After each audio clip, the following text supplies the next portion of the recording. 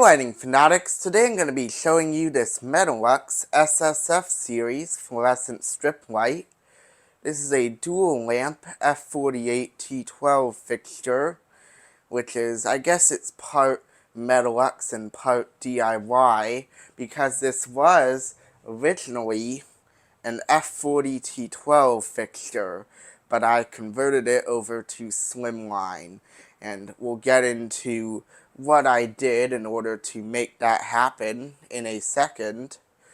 But first of all, a little backstory to this fixture. I acquired this fixture as part of quite a few fixtures and lamps that I got off of Facebook Marketplace or Bookface Marketplace a few months ago. I got 4 strip lights, including this one, a shop light, which is currently being used to illuminate this area right now. Well, not this workbench, but like the rest of this garage area. And then I got 15 or 20 fluorescent lamps, F40T12 and F32T8. And if I remember correctly, the whole lot was like $20 or something, so it was a pretty good deal there. And this is one of the fixtures that came with that lot. It's just a modern Metalux or Cooper lighting strip light, probably from the 2010s sometime. It came with a cheap electronic ballast and all that, nothing special. And I kind of had this sitting around here, and I just thought it would be a lot more useful to turn this into an interesting fixture instead of just leaving it as F40T12 electronic, especially because there are much better F40T12 fixtures from the 90s and earlier than this thing would be. So I decided to convert it over to Slimline, since I did not have a Slimline fixture in my collection yet, and I did have one F48T12 fluorescent lamp, and I had to order more because there was only one and I wanted this to be a 2-lamp fixture, but I decided to make a fixture that I could use that lamp in, since I kind of had it sitting around and I didn't have a way to turn it on. So, a little bit of DIY craftsmanship here, and this is now a Slimline fixture. So let's go ahead and take a look at the construction of this fixture.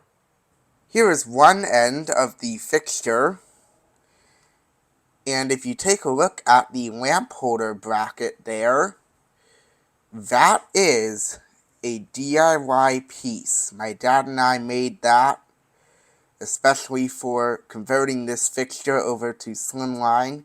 That is not the original piece that would have gone on this fixture.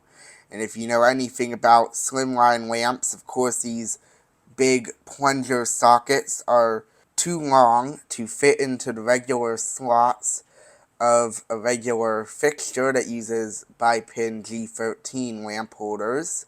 So of course most fixtures that use F40T12 or F32T8 lamps or whatever kind of bi-pin lamps in question, you cannot easily convert the fixtures over to Slimline in most cases because the lamp holders just won't fit.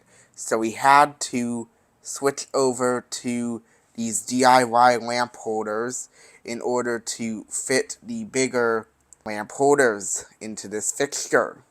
These newer Metalux strip lights, the lamp holder brackets and the end plates are like they're connected. So what we did was we cut off the lamp holder brackets and just kept the end plates on the fixture, and we just put on our new piece, which is literally just, let me see if I can get one here.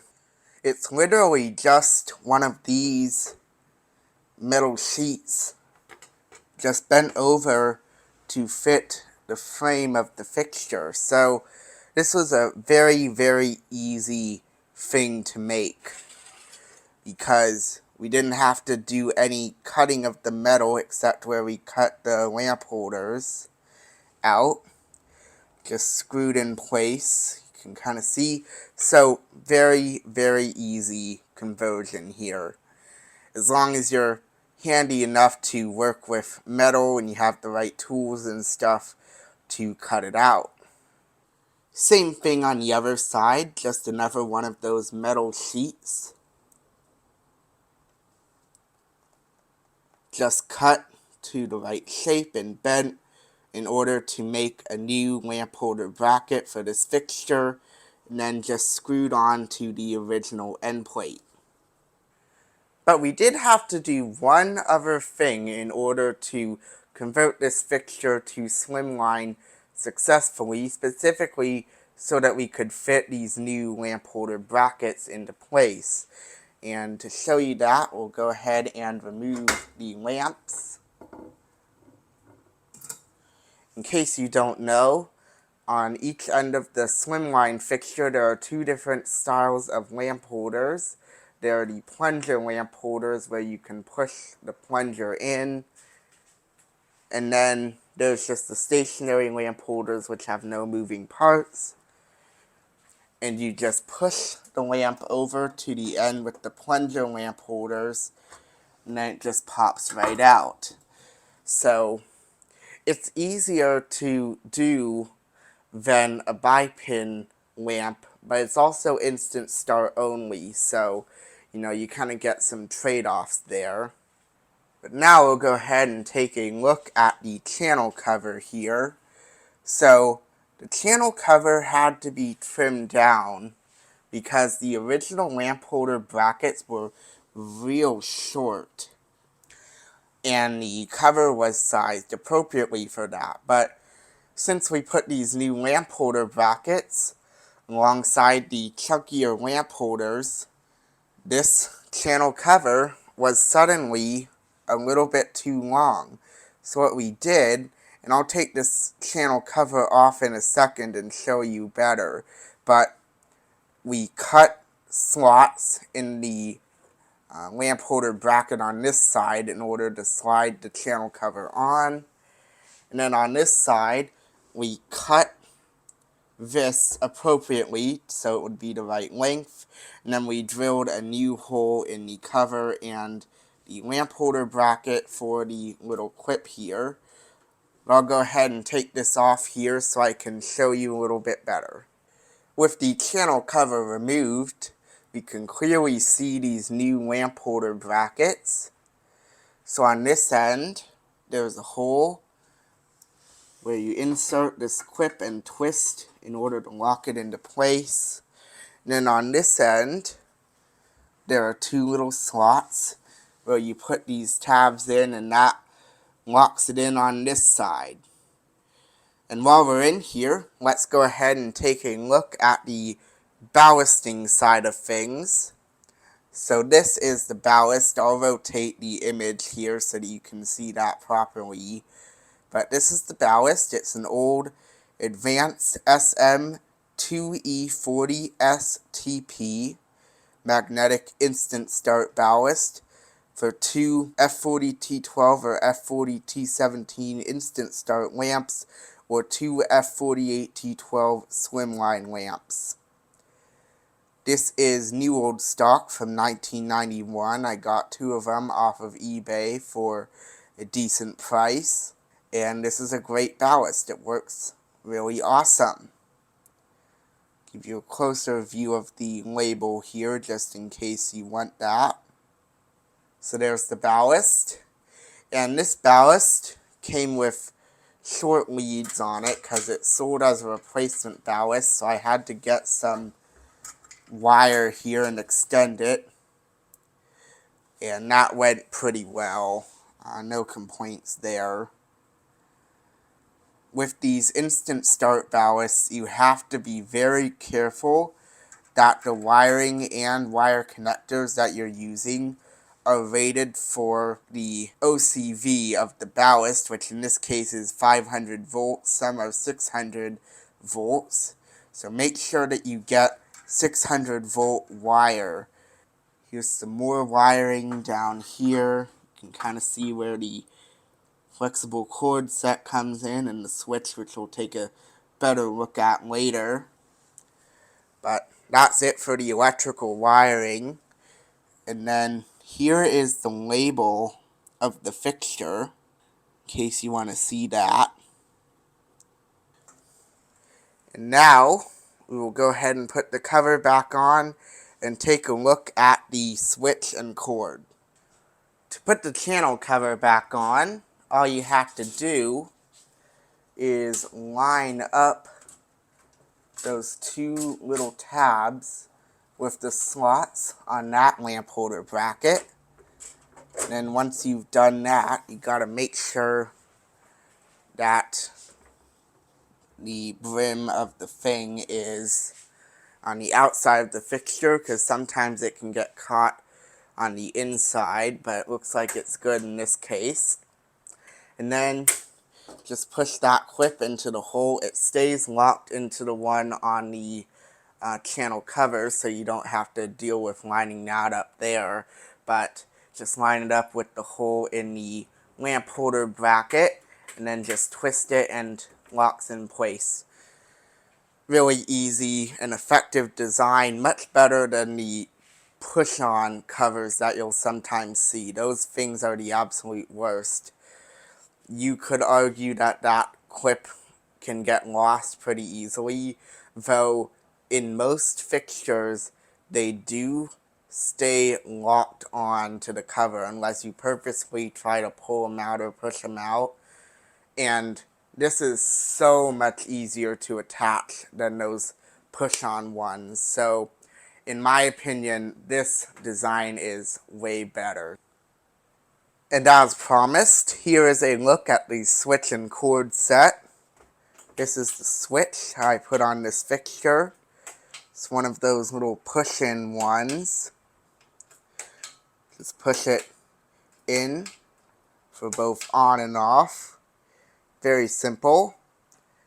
And then there is where the flexible cord set comes out. And here is the flexible cord set. It's just an 18-free, I think it's SJEOOW wire, whatever the fanciest one is that you can get, because that's what Lowe's sells.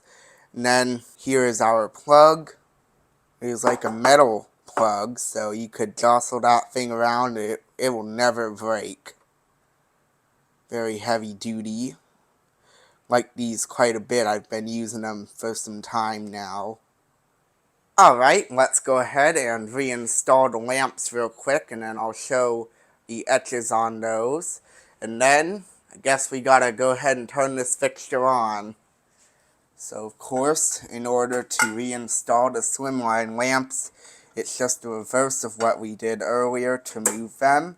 So you insert the pin into the hole of the plunger lamp holder, push it until you can fit the other end in, and then release. Very easy. Slimline lamps are a piece of cake to install.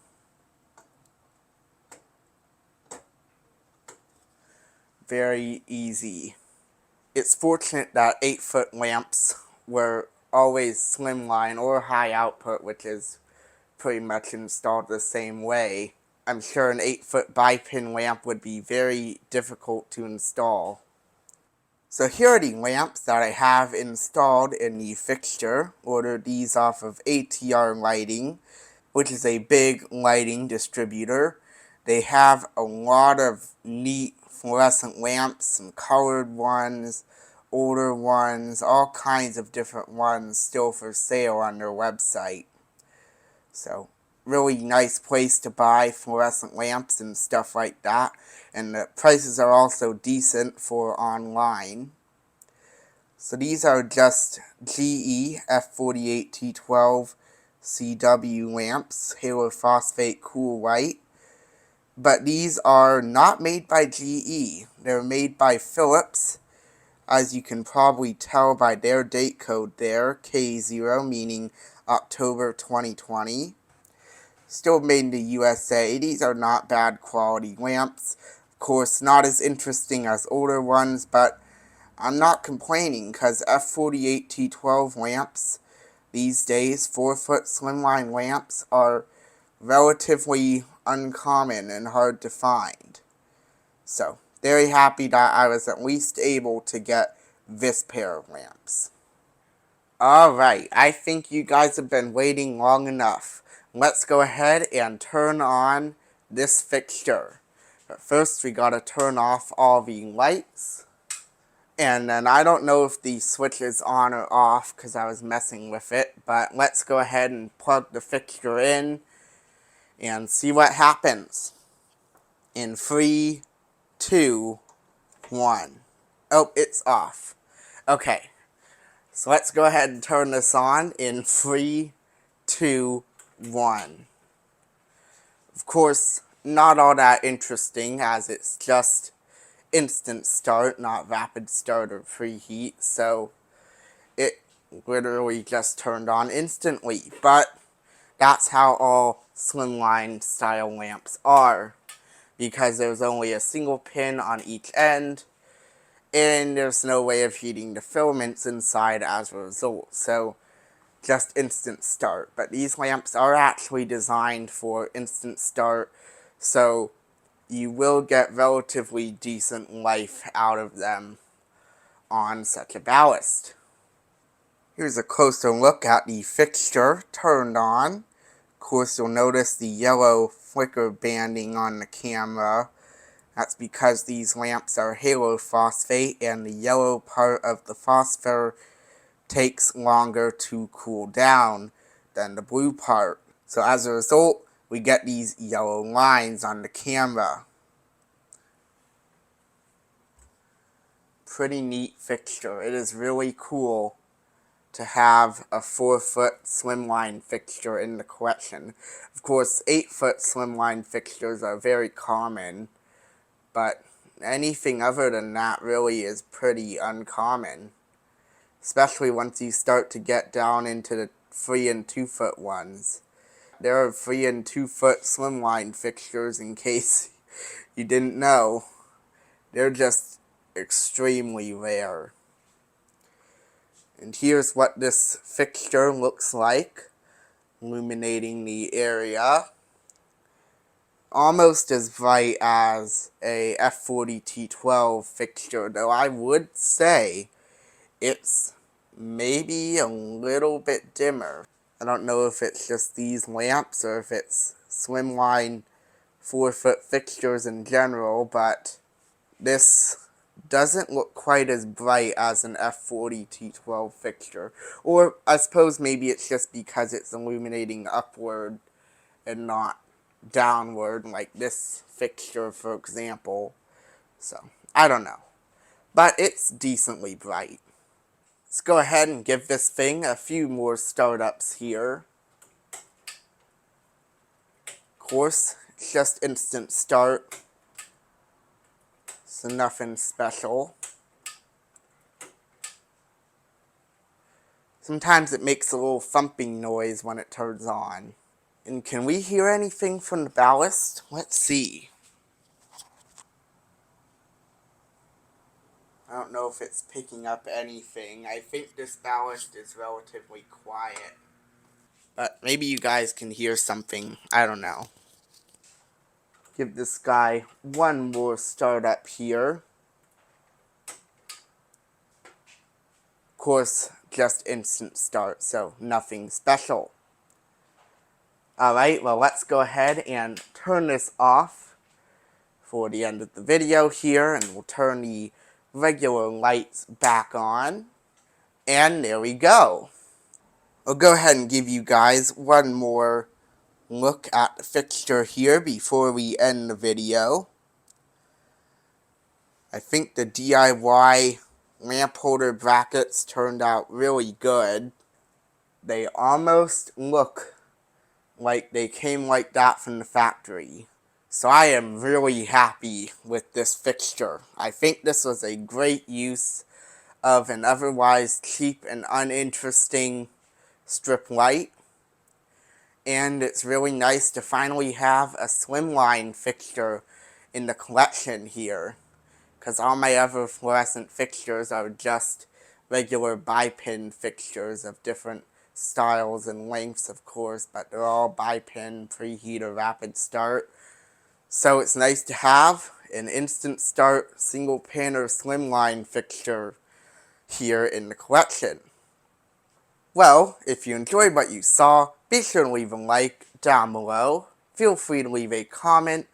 And if you want to see more cool lighting videos in the future, be sure to subscribe. See you next time.